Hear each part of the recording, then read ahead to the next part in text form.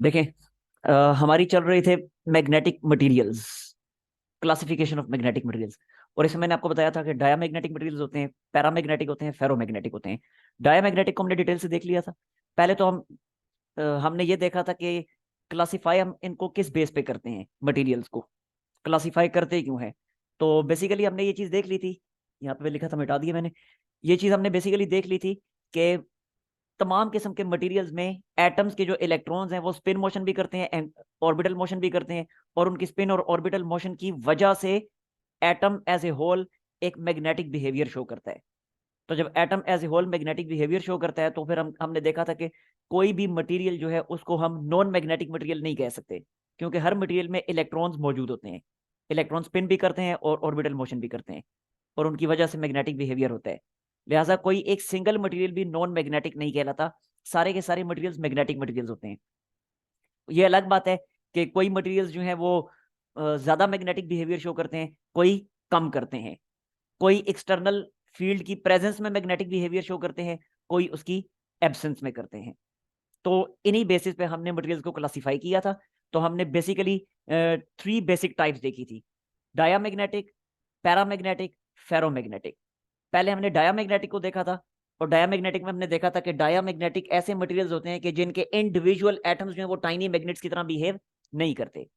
क्यों नहीं करते? क्योंकि उनका spin dipole movement, spin magnetic dipole movement और ऑर्बिटल मैग्नेटिक डाइपोल मूवमेंट एक दूसरे के इफेक्ट को कैंसल आउट कर रहे होते हैं। तो जब वो एक दूसरे के इफेक्ट को कैंसल आउट करते हैं तो atom as a whole magnetic behaviour show नहीं करता। तो जब एटम मैग्नेटिक बिहेवियर शो नहीं करता तो हम कह देते हैं कि इनके इंडिविजुअल एटम्स जो है वो टाइनी मैग्नेट्स की तरह बिहेव नहीं करते। और वो पूरा लिख दिया, because orbital and spin are arrange that they cancel each other, so net magnetic dipole movement of atom is zero, वगैरह वगैरह, ये सारा कुछ हमने देख लिया था। और फिर हमने देखा था कि जब एक्सटर्नल मैग्नेटिक फील्ड हमने अप्लाई नहीं की हुई थी तो एटम क्योंकि मैग्नेटिक बिहेवियर शो नहीं कर रहा, तो किसी किस्म का कोई एरो भी यहाँ पे नहीं लगाया हुआ। So the substance is as a whole unmagnetised. Even के एटम भी अनमैग्नेटाइज्ड है यहाँ पे, क्योंकि एटम मैग्नेटिक बिहेवियर शो नहीं कर रहे, एटम टाइनी मैग्नेट्स की तरह बिहेव नहीं कर रहे। और जब हमने इन पे एक्सटर्नल मैग्नेटिक फील्ड अप्लाई की थी तो हमने देखा था कि अब जो है इनके एटम्स जो है वो टाइनी मैग्नेट की तरह बिहेव करने लग गए हैं। लेकिन ये एटम जो मैग्नेटाइज हुए हैं, ये एटम एक्सटर्नल फील्ड के ऑपोजिट मैग्नेटाइज हुए हैं। देख लें, एक्सटर्नल फील्ड राइट साइड पे है और एटम जो मैग्नेटाइज हुए हैं उनके एरोज लेफ्ट साइड में। सो एटम्स जो है वो एक्सटर्नल फील्ड के ऑपोजिट मैग्नेटाइज हुए हैं। तो जब एक्सटर्नल फील्ड के ऑपोजिट मैग्नेटाइज हुए हैं तो वीक एक तो होगा कि क्योंकि कंप्लीटली मैग्नेटाइज नहीं हुए, पार्शियली मैग्नेटाइज हुए हैं, दैट्स वाई ये जो बिहेवियर होगा magnetic behaviour that will be weak magnetic behaviour. That's why हमने कहा था कि वीकली मैग्नेटाइज हुए हैं ये, these are weakly magnetised opposite to magnetic field. और क्योंकि क्योंकि वीकली मैग्नेटाइज हुए हैं, दैट्स वाई वीक मैग्नेटाइजेशन की वजह से ये वीकली रिपेल होंगे, यानी वीक बिहेवियर शो करेंगे मैग्नेटिक फील्ड में, एक्सटर्नल मैग्नेटिक फील्ड में। और रिपेल क्यों होंगे? रिपेल इस वजह से होंगे क्योंकि एक्सटर्नल फील्ड के ऑपोजिट जो मैग्नेटाइज हुए हैं, weakly magnetise opposite to external field, क्योंकि एक्सटर्नल फील्ड के ऑपोजिट मैग्नेटाइज हुए हैं तो ऑपोजिट होने की वजह से ये रिपेल करेंगे। और वीकली रिपेल क्यों करेंगे? इस वजह से वीकली रिपेल करेंगे क्योंकि मैग्नेटाइज भी तो वीकली ही हुए हैं, दैट्स वाई वीकली मैग्नेटाइज करेंगे। ठीक होगा? ये था डायामैग्नेटिक, जो कल देख लिया था, एक दफा मैंने जस्ट आपको रिवाइज करवा दिया। अब हम आते हैं नेक्स्ट टाइप की तरफ जो है पैरामैग्नेटिक। अब मैं यहीं पे इसको मॉडिफाई करूंगा, ठीक है? तो देखिएगा जरा, नेक्स्ट हमारी टाइप है paramagnetic materials. Second, paramagnetic paramagnetic materials. अब जरा देखें, जो पैरामैग्नेटिक मटेरियल्स हैं ये क्या होंगे? They are weakly attracted. क्यों होंगे अभी बताता हूं। They are weakly attracted by they are weakly attracted they are weakly attracted by external magnetic field. External magnetic field इनको वीकली अट्रैक्ट करेगी। क्यों करेगी अभी देखते हैं, मैं साथ साथ मॉडिफाई कर लेता हूं फिर एंड में समझाता हूं। तो हम देखेंगे in paramagnetic materials, in paramagnetic materials individual atoms behave like tiny magnets, do behave, individual atoms do behave like tiny magnets। यहां पे इंडिविजुअल एटम टाइनी मैग्नेट की तरह बिहेव करेंगे। बिकॉज, क्यों बिहेव करेंगे? Because their orbital and spin angular momentums, sorry not momentums, their orbital and spin magnetic dipole moments are arranged in such a way that they do not cancel out, that they do not cancel out, that they don't cancel each other, क्योंकि इनके जो spin magnetic dipole movement है और orbital magnetic dipole movement है वो इस तरीके से अरेंज हुए हुए होते हैं कि वो एक दूसरे को कैंसल आउट नहीं कर सकते। तो जब कैंसल आउट नहीं कर सकते तो इसका मतलब है जो एटम होगा उसका नेट मैग्नेटिक डाइपोल मूवमेंट जो है वो जीरो नहीं होगा, is not zero, is not zero. ठीक हो गया? तो ये डायग्राम भी फिर यहां से मैं साफ कर दूंगा। ठीक हो गया जी? अच्छा, अब जरा फर्दर देखिएगा, एक्सटर्नल फील्ड जब अप्लाई करते हैं अब क्या होगा। पहले देखें एक्सटर्नल फील्ड से पहले क्या होगा। डायामैग्नेटिक में तो हमने ये देखा था ना कि एक्सटर्नल फील्ड से पहले एटम्स टाइनी मैग्नेट की तरह बिहेव नहीं कर रहे थे, लेकिन यहां पे एक्सटर्नल फील्ड से पहले एटम्स टाइनी मैग्नेट की तरह बिहेव करेंगे। यानी ये अगर हमारी सब्सटेंस है लाइक ये, कोई एक्सटर्नल मैग्नेटिक फील्ड अभी हमने अप्लाई नहीं की हुई, तो इसके जो एटम्स होंगे इंडिविजुअल मैग्नेट्स की तरह बिहेव करेंगे, लाइक इस तरह से रैंडमली ओरिएंटेड, लाइक दिस। समझ आ गई ना बात की? इस तरह से तो इसके इंडिविजुअल एटम्स जो हैं इस तरीके से रैंडमली ओरिएंटेड होंगे, टाइनी मैग्नेट्स की तरह बिहेव कर रहे हैं, तभी तो एरोस बनाए हुए हैं। इंडिविजुअल एटम्स टाइनी मैग्नेट्स की तरह बिहेव कर रहे हैं, लेकिन क्योंकि रैंडमली ओरिएंटेड है इसलिए सब्सटेंस जो है वो अनमैग्नेटाइज्ड होगी। Substance is unmagnetised, unmagnetised in absence of magnetic field, external magnetic field की एब्सेंस में। लेकिन अगर इसी सब्सटेंस पे अब मैं एक्सटर्नल मैग्नेटिक फील्ड अप्लाई कर लेता हूं तो अब जरा देखें क्या होगा। यहां पे मैंने यहां पे मैंने रख दिया एक अदद मैग्नेट, ये रख दिया मैग्नेट, ये है मैग्नेट का नॉर्थ पोल साउथ पोल और ये आ गया मैग्नेट का नॉर्थ पोल। ठीक हो गया? अच्छा, अब इसकी मैग्नेटिक फील्ड लाइंस किस तरह से होंगी, एक दो मैग्नेटिक फील्ड लाइंस में इसकी ड्रॉ करके दिखा देता हूं। अब इसकी मैग्नेटिक फील्ड लाइंस लाइक इस तरह से होंगी। आपको पता है कि मैग्नेट की magnetic field line north pole से ओरिजिनेट होती हैं और साउथ पोल में आके दोबारा से मैग्नेट में एंटर हो जाती हैं, लाइक दिस, इस तरह से।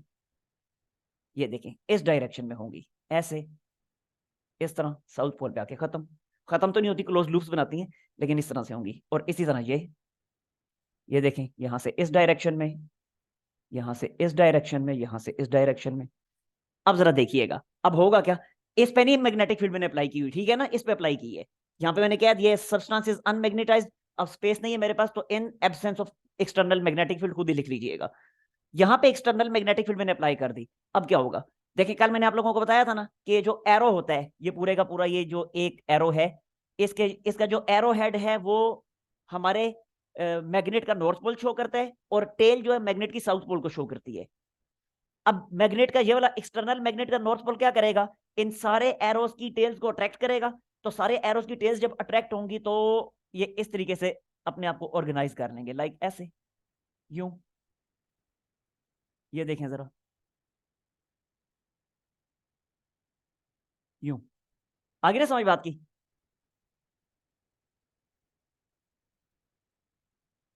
नहीं जी, अब जरा गौर से देखें, पहले रैंडमली ओरिएंटेड थे लेकिन अब रैंडमली ओरिएंटेड नहीं है, कंप्लीटली अलाइन नहीं हुए लेकिन अब रैंडमली ओरिएंटेड नहीं है, बल्कि अब एरोस किस डायरेक्शन में, मैग्नेटिक फील्ड की डायरेक्शन में।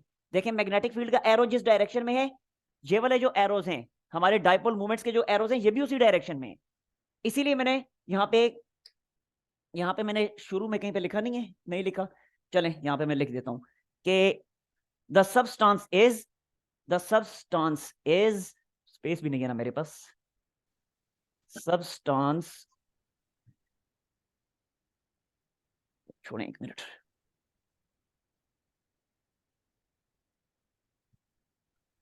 ऐसे लिखता हूं, individual tiny magnets, individual tiny magnets, tiny magnets,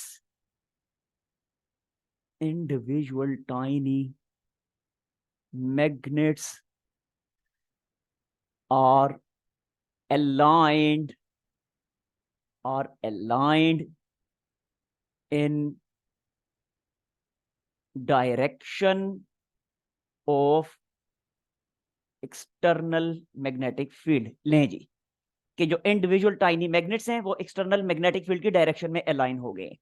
अब जरा देखें, क्योंकि ये एक्सटर्नल मैग्नेटिक फील्ड की डायरेक्शन में अलाइन हो चुके हैं, तो अब जरा देखें इनकी तमाम की जो टेल्स हैं, ये साउथ पोल है, कल भी मैं आपको बता चुका हूं। अब ये सारे के सारे साउथ पोल्स में मैग्नेट के नॉर्थ पोल की तरफ है ना, तो ये एक्सटर्नल मैग्नेट जो इनको अट्रैक्ट करेगा या नहीं करेगा? डेफिनेटली करेगा।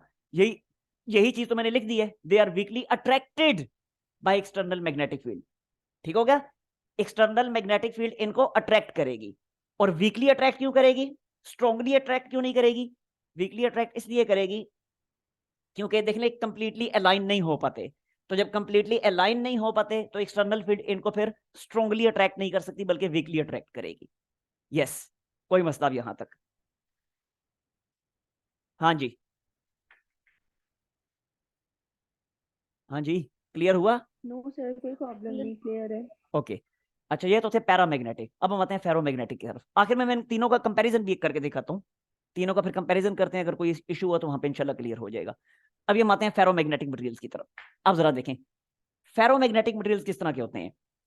फेरोमैग्नेटिक मटेरियल्स जो हैं इनके एटम्स भी एक्सटर्नल मैग्नेटिक फील्ड की जो है एब्सेंस में टाइनी मैग्नेट्स की तरह बिहेव करते हैं। जैसे इनके एटम्स टाइनी मैग्नेट की तरह बिहेव करते हैं, इसी तरह इनके एटम्स भी टाइनी मैग्नेट की तरह बिहेव करते हैं। डायामैग्नेटिक के एटम्स टाइनी मैग्नेट की तरह बिहेव नहीं कर रहे थे। जब एक्सटर्नल फील्ड अप्लाई की थी तो डायामैग्नेटिक के एटम एक टाइनी मैग्नेट के तौर पर बिहेव करने लग गए थे। लेकिन इन दोनों के जो हैं वो एक्सटर्नल मैग्नेटिक फील्ड की एब्सेंस में भी टाइनी मैग्नेट्स की तरह बिहेव करते हैं। ठीक हो गया? अब जरा गौर से देखें फर्क इन दोनों में क्या है। फर्क इन दोनों में यह है कि इनके जो टाइनी मैग्नेट्स हैं वो सारे के सारे जो पैरामैग्नेटिक हैं, पैरामैग्नेटिक के टाइनी मैग्नेट्स जो हैं वो सारे के सारे रैंडमली ओरिएंटेड हैं। इनके जो टाइनी मैग्नेट्स हैं तो वो भी रैंडमली ओरिएंटेड हैं, but they are in the form of groups. देखें जरा, डिफरेंट ग्रुप्स बने हुए हैं और वो ग्रुप्स आपस में रैंडमली ओरिएंटेड हैं। तो जब ग्रुप्स आपस में रैंडमली ओरिएंटेड हैं तो वो ग्रुप्स एक दूसरे के इफेक्ट को कैंसल आउट करते हैं, जिसके नतीजे में पूरी की पूरी सबस्टांस जो है वो as a whole non magnetic behaviour show करती है। और ये जो ग्रुप्स हैं इन ग्रुप्स को कहा जाता है मैग्नेटिक डोमेन्स। आगे समझ बात की? These groups are magnetic domains. बिल्कुल इसी तरह अगर ये पूरी की पूरी सब्सटेंस भी एक्सटर्नल मैग्नेटिक फील्ड में रखी जाए तो ये भी, इसके भी ये जो डाइपोल मूवमेंट्स हैं, मैग्नेटिक डाइपोल मूवमेंट्स हुए, इसके भी जो टाइनी मैग्नेट्स हैं वो भी एक्सटर्नल मैग्नेटिक फील्ड की डायरेक्शन में अपने आप को अलाइन करेंगे। और ये कंप्लीटली अलाइन करेंगे।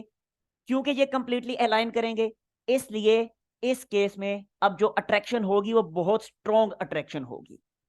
समझ आ गई बात की? यही सारी बातें मैंने यहां पे लिख रखी हैं, देख लें। Individual atoms behave like tiny magnets but these tiny magnets reside in the form of groups.